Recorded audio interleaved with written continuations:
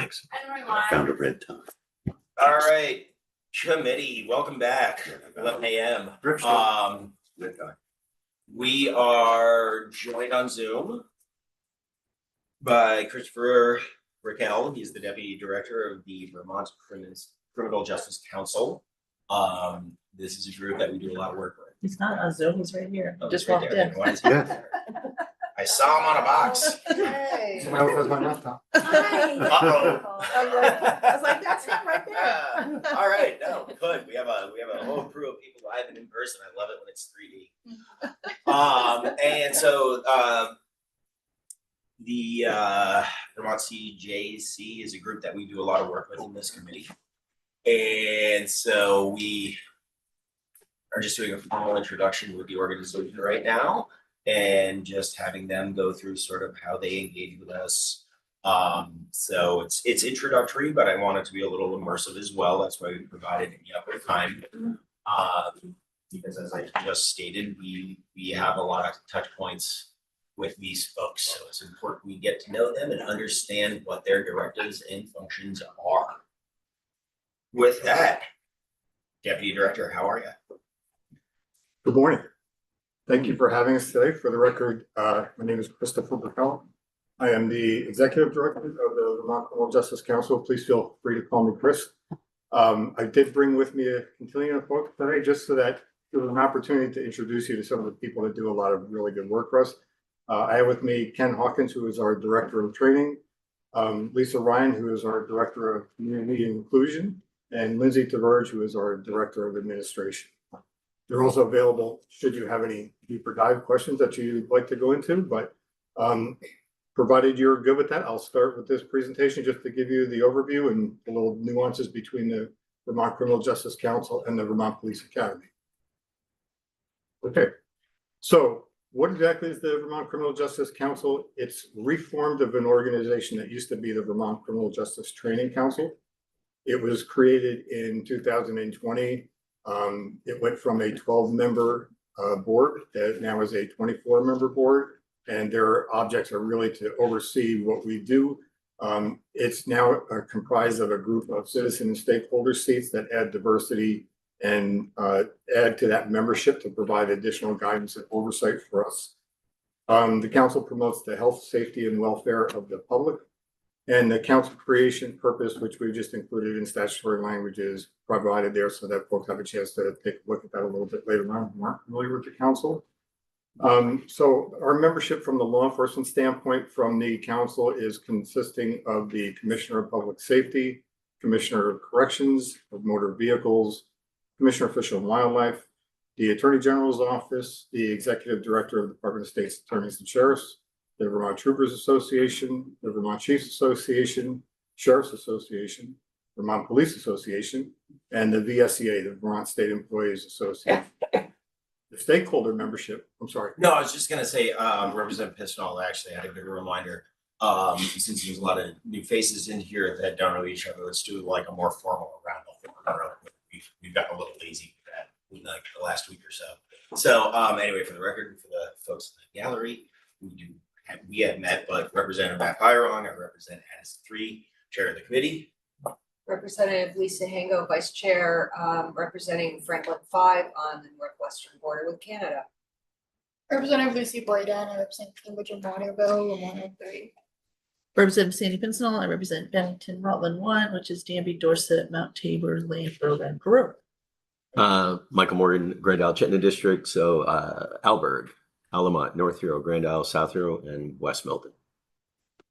Bob Hooper, Thornton, Berkeley. Bill Coppin, Windsor District 2, Cavendish, Weathersfield, and Baltimore. Mary Catherine Stone, Burlington. Kate Nugent, portion of South Burlington. I am Shay Waters Evans. I'm from Charlotte and I represent also Park Heinsberg. And formally from the gallery, if you don't mind. My name is Ken Hawkins. I'm the Director of Training in Vermont Police Academy. Lisa Ryan, Director of Community Inclusion. Lindsay Taverge, Director of Administration. Okay, now to close that loop, please proceed. Sure, thank you. So moving on to the stakeholder membership of the council that was included when we expanded the membership is the Commissioner of Mental Health, Office of Racial Equity, Vermont Leagues of Cities and Towns appointee, the Vermont Center for Crime Victim Services appointee, Human Rights Commission, the Vermont Network Against Domestic and Sexual Violence appointee, then 7 public members appointed by the governor, and those members include one that is a mental health crisis worker, one that is a member with lived experience of mental health condition or psychiatric disability, and then 2 members representing 2 separate organizations of the NAACP. So moving on, the council must adopt rules with respect to the approval and revocation of law enforcement training schools and offsite training programs, the minimum qualifications for instructors that approve law enforcement training schools and offsite training programs, and the contents and the application of the Law Enforcement Officers Code of Conduct, which was recently put together, and then the actual full vote of the council rules so that you have that to look at as well further. We started right off the bat with, once this new council was put together, with creating a working group around the rules because the rules would have to be modified. The council has an actual 12 individual working groups that help us do the work that we do. A council assigned work group was created to develop the new rules that we would be looking for moving forward. That started in 2021. The new rules were approved and adopted in August of 24, and additional rule changes were implemented around the code of conduct and rules around A-RIDE, which were just done in January of 25. So those rules went into effect in February. And then the council rules go to approve the law enforcement training schools and offsite training programs, include rules to identify and implement alternate routes to certification, minimum qualifications again for instructors, the categories or classifications of advanced in-service training programs and minimum courses of study, and attendance requirements with respect to those categories and classifications. And then the process for recertification of persons who have not been employed as a law enforcement officer for 3 years. And then again, the large piece that the council was just grappling with, which was the contents and the application of the Law Enforcement Officers Code of Conduct. We also just finished the advanced roadside impaired driving enforcement training program, which, as some of you may remember, A-RIDE was statutory required, although the language in statute didn't coincide with those that actually can get that training. So with the help of this committee and Senator Kavas, we were able to remove that and put it into rules, which we have now adopted rules for the training for A-RIDE. And then again, the full text conversation just for the administrative procedures. And then last year's progress towards some of the council goals. Again, I bring this up because this was a big portion and a lot of work involving a lot of people for the creation of the Law Enforcement Officers Code of Conduct. That was pulled from category B, which was the 3 categories of ABC for unprofessional conduct that the council was tasked with monitoring and holding officers accountable to. That creation of that code was done through, I think it was 16 meetings. It had every stakeholder you could imagine, including law enforcement unions, buy-in from stakeholder communities to make sure that this code of conduct was encompassing everything that we wanted to encompass when it came to unprofessional conduct. The Rules Committee discussion of A-RIDE, again, which was how that training transpires and the rulemaking process around that. And then what we've been working on now is the creation of a level 1 certification course, which, while it has already been in statute, there was never a level 1 created course because there was no ask for it on behalf of law enforcement. So we're in the process of that, scheduled for delivery early 2026. Oh, sorry, did somebody have a question to stop there? No, it actually seemed that It did. I was just gonna ask if you minded clarifying A-RIDE for the newer members of the committee. Sure. So A-RIDE is a training that, so when you become a law enforcement officer, you get DUI training, which consists of, running the actual data master signs and symptoms that you're looking for, SFST training, which is standard field sobriety testing. You get that, and then you go out as a law enforcement officer, and you should have about 2 to 3 years of experience of going out looking for those clues and arresting people based on those clues being violated and processing people for DUI. A-RIDE is the next step up in recognizing that there might be other substances within somebody's system, but you can't really go through A-RIDE training until you had some experience in exercising what DUI enforcement looks like. And A-RIDE training can only be provided by a DRE instructor. So a DRE is the top level, which is drug recognition expert. And so in order to receive A-RIDE training, you have to be a DRE, and then you have to be a DRE instructor in order to teach A-RIDE. Prior to allowing us to put it in rule, A-RIDE was in statute that every law enforcement officer had to have it within 3 years of certification. But the problem is DUI is not a certification course. So an agency could choose to send their member to the academy for basic training. It's different now, the way we've enveloped it into our basic trainings, but prior to that, you could send somebody through without getting DUI certification. So you might have an officer that doesn't have that, so they couldn't get A-RIDE because they didn't have that initial certification. So hopefully that clears up that a bit. Yeah. Okay.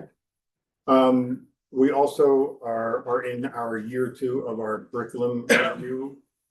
We're well in process with that. I think we've got now 6 different definitions of trainings that we have their curriculum on.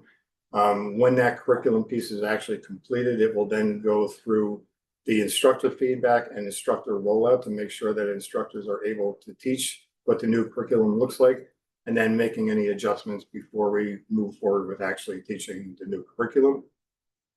Our entrance testing committee work has been, this is another thing that folks may not be too aware of, but in order to get into the police academy, there are several benchmarks that you have to meet. Entrance testing was one of those benchmarks. Back in 2021, was it that far back? We discovered that there were some problems with the original test that was being used, and it was showing some disparate outcomes where folks were able to get beyond that test. And the council looked at that test and said, it really hasn't been revamped. We're going to vote to put that on hold until there's a new test out there. We've gone through several iterations working with several different vendors. We just made a presentation to the council at their last meeting, which was on the 5th. I think we're likely moving with a vendor that we've identified that has a test that is measured for disparity, but also is a test that includes more and it's more comprehensive. So it's actually testing critical thinking skills and testing for qualities that we want to see in law enforcement rather than just testing people out and not being able to get in. So we're hopeful that by our next council meeting, that'll be put to a vote to be able to move forward with that vendor. And then again, the completion of the rulemaking process, which was handled, the end pieces of going through the LCAR process and ICAR with our former attorney, which finally made it through that process, and they were signed by the chair at our last council meeting. They were effective February 2nd. And then the completion of the updated statewide fair and impartial policing policy, which is now in effect for every agency in the state of Vermont to follow. That's one that we get a lot of questions and feedback on. There's a lot of concerns, obviously, in communities that don't know what to experience in the near future. So anytime that we can try to alleviate fear by going back to that policy and making sure that officers are aware of what that training is and making sure that they're following the policy, we make every effort to do that. Important highlights just for your committee is just that our curriculum review and rewrite was actually possible by the support of this committee as well as the governor's office to go about and work with a contractor to revamp our entire curriculum. We're doing that for the reasons of following best practices, training defensibility, and showing competencies as opposed to a lot of things that are still in statute that just show hourly requirements, which really don't show competencies. So again, that's our process that we're in year 2 of. Legislative support again by both this committee and Senate co-ops for our ability to reframe what category B conduct looked like in unprofessional conduct and allowing us to create a code of conduct. and allowing us to do that in rule, which keeps it out of statute so that if there is a need to adjust or something that we find we need to modify in that code of conduct, it's a more quick process in order to change that. But we've also provided some safeguards in the council rules as to they can't just be changed. It's a two-step process that has to go by, and it has to be by the actual membership of the council has to be in attendance for those meetings. So it's not something that can just be changed quickly. And that was really to give law enforcement the assurance that here's the parameters, here's what everybody should know is conduct that you can't do as a law enforcement officer, but that those benchmarks aren't going to just change whenever somebody feels like. Also support for the code of conduct to be placed, as I just said, in the rulemaking process, which gives us that flexibility. And then the support for the training standards around ARIDE and letting us put that into rule as well. And then also making sure that officers have the prerequisite training that they would need to take ARIDE. I don't have this mentioned in these slides, but we do have, I think in total now, just a little over 400 law enforcement officers statewide that have not had ARIDE training, but that number also includes folks that don't have the full 3 years of experience yet to actually take the ARIDE training. So it's not a large number of people that don't have it. So then just trying to get into a little bit of the differences that sometimes people blur the lines between what the Criminal Justice Council is versus the Police Academy. And again, the council is statutorily created with 24 members. It's a volunteer board. They get a small stipend that very few take advantage of. And that oversight is of all of the things that were mentioned before, but of our training programs and of me, the executive director of the council. The membership is represented by law enforcement practitioners along with the stakeholder groups that we've identified earlier. And that is for the delivery of law enforcement training. And it's also the membership body that the legislature gave the authority to handle unprofessional conduct complaints against law enforcement, as opposed to OPR potentially handling what unprofessional conduct looked like. It also outlines the procedures for the review of those complaints. There's a committee review with the assistance of legal counsel, and the council is also the hearing body that would hear any hearings where an officer wanted to contest a violation or an alleged violation of unprofessional conduct. And they are also the sanctioning body. So they're the ones that sanction an officer's certification with 4 different levels of sanctioning that they have. By statute, they meet quarterly. In reality, they meet almost twice a month. They do meet monthly, but we have secondary meeting dates set up each month for the potential of either a hearing to be held by the council in the realm of unprofessional conduct, or to review some stipulated agreements between an officer and the professional regulations subcommittee who have come to an agreement that they feel is reasonable, and then the council has to review that and approve that before that's accepted. And then again, the council has 12 working subcommittees to meet basically all the rule and legislative mandates that we have. And then the difference between that and the academy is that the academy is the group of folks, you see 3 of them here, but do all of the work on certification for full-time and for what we used to call part-time, but level 2 certification. So that consists of our level 3, which is full-time, 2 full classes a year, which are 17 weeks in duration, and then 3 level 2. We're going to have to figure out how we add in level 1 into that schedule of the mix, but the other 3 classes are for level 2 so that they can achieve their training. They get provisional certification where they then go out into the field, work under the direction of a field training officer who has to be certified statewide. Those individual officers that work with field training officers have a year to complete other core and elective trainings that they have to come back to the academy for and can receive offsite. And then once that packet is complete, all of the check marks and the benchmarks that the officers have to fill, which is completed in an FTO packet, comes to us for review. Once they've passed that mark, then they get their non-provisional status so that they can work on their own as a level 2 officer. They still have to work within a scope of practice of things that they can't do, but they are able to work themselves on an individual basis. The Academy also delivers those trainings, so that's a three-phase process, as I just described in the initial training. And then the FTO process that we oversee, and we also provide FTO training for officers that need it statewide. And then that process of them coming back to us and identifying all the tasks that have been met, they're required to meet to do that.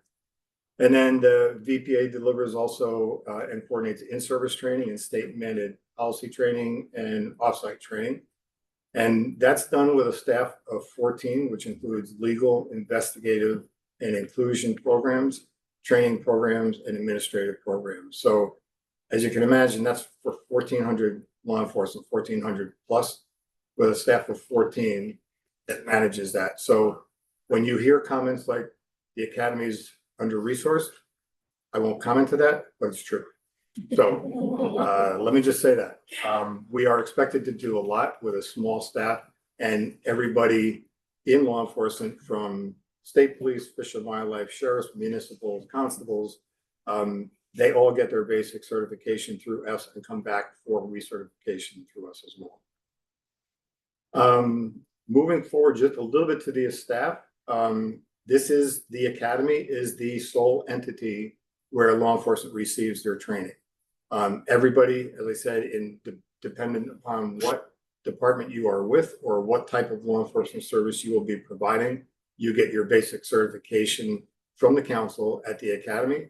And we're also mandated to have standards, policies, and outcomes for the training and the development of the training that we put on at the Academy. That training goes on 52 weeks a year through all state, region, town, cities, municipalities, and villages. And the outcomes of what we do at the Academy impact 100% of the people that are in the state and interact with law enforcement and visitors. The Academy also provides standardized training that all law enforcement officers receive for basic training in order to be certified. And Academy staff are also the ones responsible for the coordination and tracking of in-service training. And one last thing before initiatives, just to be clear, is like one of the advantages that we have statewide by officers all receiving their initial certification at the Academy is it creates an ongoing understanding between all law enforcement in Vermont that they know what each one of them is expected to do and how they should interact with the public. And even regardless of what agency you're with, every law enforcement officer knows this is how somebody's going to react based on the training that they have. Now, that changes, but there's always a baseline for them to go back to. Just to touch a few. Just one second. Yes, I'm sorry. Representative Hank. Before you move on to upcoming ongoing initiatives, can I just ask about training with respect to, we know there's a recruiting problem. So they go through you get your recruits, they go through the training, and how about retaining those folks, like say 6 months out? How do your numbers look? I wish I could explain this better. That's not our responsibility. We don't have anything that we can do to retain officers. We look at how can we help law enforcement get folks into the profession. And we have been doing that for the last 2 years by removing what we had initially had was a cap for how many people we would accept. The reality is that having a cap doesn't do anything against the efforts of law enforcement recruitment because they are having such a hard time. Even when we get folks that they send to us that they're able to hire, the number hardly goes beyond the 38 that we typically take. I believe the last class is the last one that we had, which was way over. And a lot of that was agencies like pushing to get their backgrounds done to get people into the system. And that was 62, I believe, that we started with. But that ended up being a class of 40 that actually graduated from the Academy. So the numbers pretty much remain consistent. We try to do everything that we can on a schedule that works for law enforcement. But when you have a 17-week training academy, that only allows you certain times if we're going to keep up with the other demand that law enforcement has of level 2 certification. We have to plug those in the timeframes that were allotted within a year. So back to your question of retention, The only thing that we can do from our standpoint is really make sure that the in-service training that they need once they're certified is available. And that's a 30-hour statutory requirement, but also has some mandates of like firearms, use of force, fair and partial policing, 1 year domestic violence, the other first aid, CPR training if you're not certified. Those are like certain core mandates. But then that additional 30 hours of training can be a combination of training that the agency feels is important to their community or that agency believes in and wants to move forward with. So it's not all guided by us, but we do guide the basic requirements that everybody has that ability to take that. I don't know if that answered the question initially. Somewhat, do you see a lot of recruits leaving the academy itself during that 17-week period? My answer would be no. What we see is a typical amount, somewhere 2 to 3 during the academy. And I would pose the question that if you check with any other law enforcement agency that has a recruit that they've lost the recruit, it's not that we do something to force them out. We do everything within our ability to prepare folks that are coming to us, so far as we provide them with a pre-workout so that they can get ready physically for what they have to do. We hold an orientation that's 3 weeks before they come in that gives them everything about what we do. They see photographs of what it is that they're going to go through. They're taken through all the individual areas of the academy, so there's no surprise. What we do find is that the recruit that comes to us today is different than the recruit that came to us 10 years ago. And so where we see struggles sometimes are with folks that might not really be prepared either academically to attend the training that they have or physically. And it's not for lack of trying, but the agency is pulling from the pool that's out there to send folks to us. And then when we do get somebody that's struggling there, we bend over backwards to make that work for them. And when there's a problem where somebody either isn't able to meet the benchmarks that they need to, that's never a conversation that happens by us solely. It's always in conjunction with the agency. And quite often it's us having to reach out to the agency to say, what do you want us to do here? Because they're not our employees, right? They come to us to be trained and that's our focus. But the agency is one that's invested the time, the background, the expense at getting that candidate to come to us. So very often, sometimes agencies will look to us to say, we realize this person isn't making it, they should be done, but they want us to do that. And that's not how the process works. So we have a lot of communication with agencies specifically around some recruits that might falter. But on average, 2 to 3 is pretty typical of an academy class. And part B to that is, are there individuals who go through 17 weeks of training and then just don't work for the agency that was going to hire them? They just decide it's not for them? There are. We typically don't hear about that until after the fact. We also see sometimes that folks will go through their training and then within a year's time, they're off to another agency or, they get their certification and now they are a commodity and they're looking for whatever is best for them really. That's understandable. I guess. So that's difficult. People drop out of public safety altogether after going through all of that training. Right. Thank you. Sure. This is just really the last piece of ongoing initiatives, so that that we're in our year 2 of the curriculum review. Acadius is a records management system that we're implementing that we are in year 2 of. When that is actually fully implemented, that will allow agencies from the outside to pre-register their folks for training, access their individual officers' training records, a lot of more interactive ability on the agency's part rather than having to call us and get information from us. They'll be able to get that on themselves. Crisis intervention training that we're also working on, a 30 by 30 initiative, which is it's a program designed by IACP, the International Association of Chiefs of Police, that they're going to hold their conference this year at the Academy in September. We're bringing in women leadership from the state of Vermont in law enforcement agencies who will be on a panel discussing what the initiatives are to bring more women into the profession. And two initiatives that we are already working on that we don't have budgeted and we don't have in our budget ask are a canine accountability program. There have been newly adopted standards that the canine training has to go by, and we no longer have a head trainer for canine. So we are contracting with an individual to provide that service. And for us, that's critical to continue canine training going forward statewide.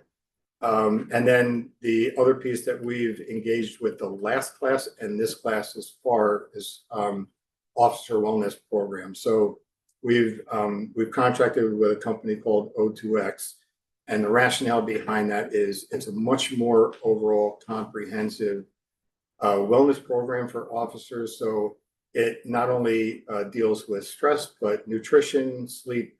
There's an app that they can use to track their daily progress, see where they might be having concerns. And then it provides us an on-site person who is the same level as an athletic trainer. And what that does for us is it helps us immensely in identifying students that either have, they develop an overuse injury through some of the PT that they do, or folks that come into us with a pre-existing injury or a surgical situation that's happened prior to, we don't want to damage further. What we find, we ask for, and we make sure that we tell recruits, we want to know of anything that's wrong, anything that doesn't feel right. We do an actual report at the end of the year that shows any injuries reported to us. But what we do with this is we have our athletic trainer who's on site will develop alternate paths for those folks to keep doing PT, even though there might be overuse in some other area, but we're keeping them engaged and keeping them involved. Whereas before, without this company, anytime somebody made a complaint, we're taking a staff member and the recruit out. They're going to be seen by either a medical professional or the hospital. They're missing classroom time, the staff member is taken out, and it then creates a lot of times what we would find is somebody would come back with a potential diagnosis, come back for an MRI in 2 weeks. And so that person is now out for 2 weeks and doesn't do anything physical, which then puts them behind the 8 ball. We have had so much more interaction with folks that have had either stress-related injuries or just things that they feel aren't feeling right within their own body, that they can work on an individual plan with Jason, who's our guy. And it's really served us well so far. So for us, that's our second initiative that we have done on our own through carry forward funds that we had, which we will no longer have. But it's important to us because we look at this as when somebody gets out, they're going to be potentially in the best shape that they're in, ready to serve their organization. And we're not going to do something that is now going to create a workman's comp claim for that agency when they get out or before they get out. We've created something that's an injury where now somebody is out of work for a period of time before they even go to work for their agency. So those are two of the big initiatives that we felt were important.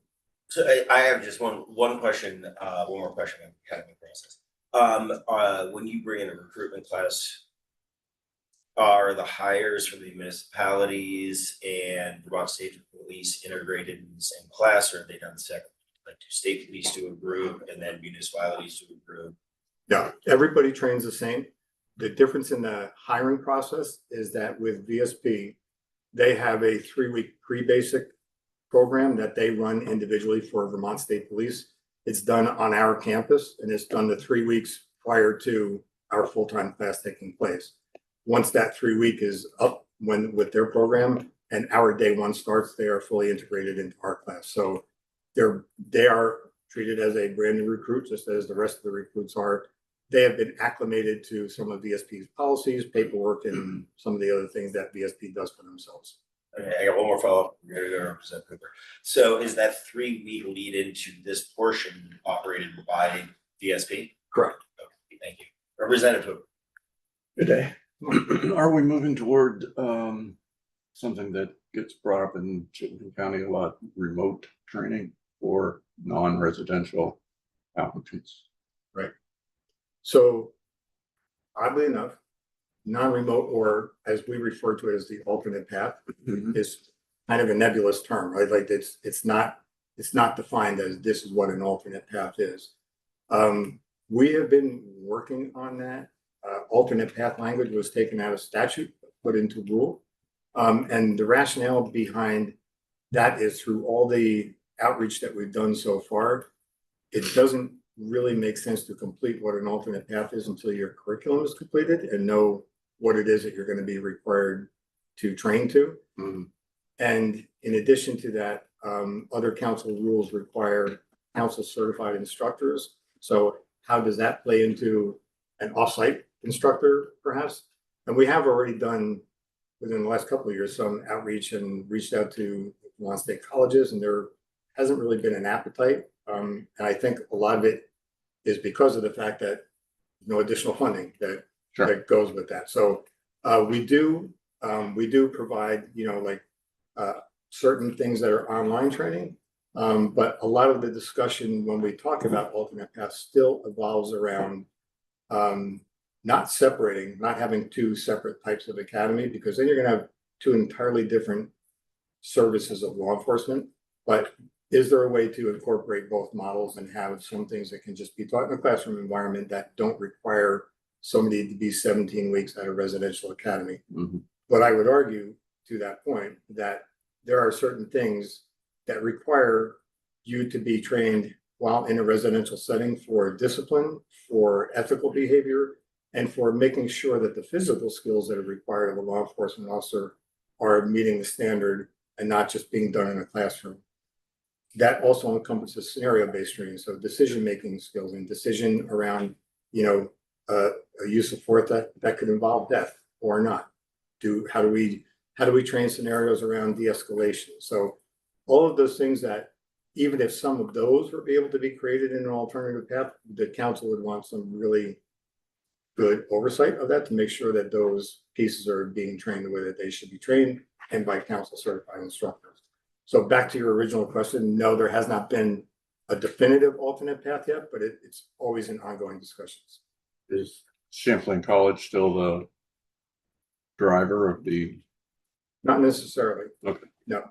The last time that there was real connection with Champlain College, there was a plan that was developed that really didn't have a lot of comprehensive thought into it, and it was kind of dropped. And I don't think that the leadership of Champlain College was interested in continuing on at that point with the model that they had presented to us. Have you done any statistical or community analysis that leads you to believe that more hires for local police forces would happen if there was an option for non-resident academy to some degree? It's hard to really quantify numbers when you're talking separate. And so for us, when we do that kind of research, it's really regionally. And we look to New England partners to see, what they're doing. The closest one to a non-residential academy, which is what they call it, is New Hampshire.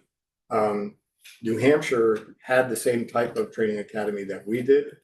The only thing that they've done differently now is that they make it non-residential. So it's the same training. You can attend it residentially, but you don't have to. And you can just commute. So that really is dependent on where you live to where their academy is. But I can tell you that when we visited, because we wanted to see this, it was definitely a different dynamic in oversight of the recruits and the structure of the behavior of the recruits. And New Hampshire also runs continuous academies all year long, but they have 3 times the size of our staff, and they're fully funded by their state. So they're in an entirely different kind of financial and physical location and abilities, scale that we are. Yeah, the argument having been that the residential component basically eliminated a lot of people. Right. And, to that end, I know that that's been a conversation for years in the legislature, and we do get single women with children that make it through our full-time academy. Is it inconvenient? Is it difficult? Sure. Sure is, but some things requires I don't want to say sacrifice, but you know, if you want to get into a profession that has a lot of standards, a lot of responsibility, and making sure that that person is doing that in an appropriate way and serving the citizens of Vermont. 17 weeks in a big scheme of things is not, you know, not the end game. And one of the other things to take into account is that when we talk about recruitment or retention of folks, while they're in our program of 17 weeks, they got free housing and meals. So they're getting paid by their agency, their meals are being taken care of. And if they're moving to the state for this job, that's an additional 17 weeks of time that they can have friends or family members helping try to find a location for them to live that they don't have to be worried with while they're here.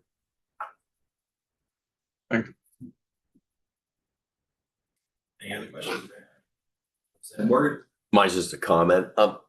Or just a little devil's advocate on what Bob said. I can appreciate what you're saying is the possibility of opening that aperture for people. However, I think similar to like military training that I've experienced, that I want those people to be put through the ringer, so to speak. I want them to have all those challenges. I want people to be in their face. I want them to feel the pressure to develop the cool under pressure mentality that's required of them. And to have those standards of training that put those demands on them. And it's okay that we weed people out because some people just aren't cut out for it. Saw it in the military. I'm sure, obviously you see it in those ranks. And it's necessary because you want that right person coming out the other end of the chute that is going to do top shelf work for public safety. And I can't say I disagree with you. I think one of the things that we always try to be cognizant of is what can we do that's going to help the profession get more folks in? And that's not solely our responsibility. And in addition to that, it's not just law enforcement. I mean, look around at any workforce, they're all having the same problem. Most folks are looking for remote work for careers nowadays. You know, this public service is not an easy profession to get into. It's an entirely rewarding profession, but you're right, there are some sacrifices and some things that you want as a citizen, the expectation that when an officer is faced with a stressful situation, they're not going to just fold and bad things are going to happen, not only to the person that they're there to help protect, but to themselves. And so part of that discipline model does help get them through that. And, you know, we do see, and these aren't, I don't say them to outline them as failures, but like we see things like when we look to New York State Police is different. They have their own academy, but in New York State, there are different regions of academies that they have. So they have college campus academies where their law enforcement is taught. But you can talk to anybody in New York State who houses a municipal agency, and they will themselves tell you that, well, yeah, we're going to hire somebody, but we don't want the one that came from that region because they train differently. And, you know, so there are nuanced differences, but some very critical differences when you allow that training to just take place in a classroom and it's not solely focused on what the real aspects of the job are. Representative Dobbin. Yeah, just one question, because I understand there's dropouts. It happens. Are those people, do they have the chance if they find another department to sponsor them? Yes. To Absolutely. come back Yep. So and learn? there are from it? only two ways of somebody leaving the academy. They're either suspended from training, and if they're suspended from training, they have the right to have a hearing before the council as to the rationale behind the suspension and whether it was legitimate or not. Since I've been there in almost 5 years, that's happened once, and it was with a level 2 training, and it was for a violation of the state policy. So it was pretty clear. Having said that, the only other way is for a recruit to resign. And if a recruit resigns, they are always welcome back to a future academy class, so long as they're sponsored by an agency. They can't just come to us as a citizen. They have to be hired by an agency to be able to get into the academy. So, and one of the conversations we have with every recruit that decides that they want to resign, like, this may not be the right time for you in this career, or this might not be the right time for you based on your life circumstances, but understand you're always welcome back. You can be another part of an upcoming class. It's just that you need to find an agency that's willing to support you to come back. We've had some agencies that have had folks resign in that same agency, we'll send them back to a future class. We've also seen it from other agencies that will send an individual that hasn't made it through the first time. Good. Good to know. What's it cost to run a level 33? I'm sorry, What's it cost to run a level, the cost of the agency, individual cost, the only cost of the agency is their. cost to you? That's a good question. I'm gonna say last time we pulled numbers, it's about, if we were to take a tuition student, it was around $6,500 per person. To train for the Is that 17 accurate? weeks. Well, 17. that was what tuition was, and then I'd have to get back to you with the updated number. We did a relook at what the current numbers are, but I think it was higher than that. That's what it used to be. That was several years ago when we did take what was known at the time as a tuition student. So somebody that was not affiliated with an agency. And that was back when Champlain College had a criminal justice program where the last portion of their education was coming to the academy and then they received their degree. There were some significant challenges with that in the fact that, like, just being able to run a background on somebody, you can't do that unless you're a law enforcement agency. The academy is not a law enforcement agency. So if you're not hired by somebody, how does that college then do a background and send you to a polygraph and all the things that are required? But back then, that was the cost to a tuition student was $6,500. Bread and water. It's certainly more than that, just but the cost of food has gone up tremendously. Thank you. I think I might have answered my own question, but I was thinking of recruitment. But you can't really do recruitment in high school career development days because it's the municipalities that are looking for the recruitment, not you as the academy. So I was getting a step ahead of myself. But to that, we can do that in conjunction with agencies, and we have done that, and we've had people come to the academy. Like, one of the good things that Lisa is doing is like bringing in outside communities that normally wouldn't come to the academy. You'd be surprised that the membership of the council of 24, the entire council has not been to the academy to see what goes on there. And the ones that do come down and like, oh, I didn't realize that this happened, or now I understand why you do this, that, or the other thing. And none of them have left with complaints. So it's really it's great when people have questions about us. We would love for them to come and see what it is that we do rather than assume or hear from somebody else what training looks like and how that takes place. But yes, we've done things like at Castleton College for, career development. I think Fairhaven High School had one recently where, we sent folks there. So where we could be helpful, yes. But again, we don't go out looking to bring people to us. It's the agency. that does that. Agencies. But we'll certainly partner with agencies. Any other questions? All right.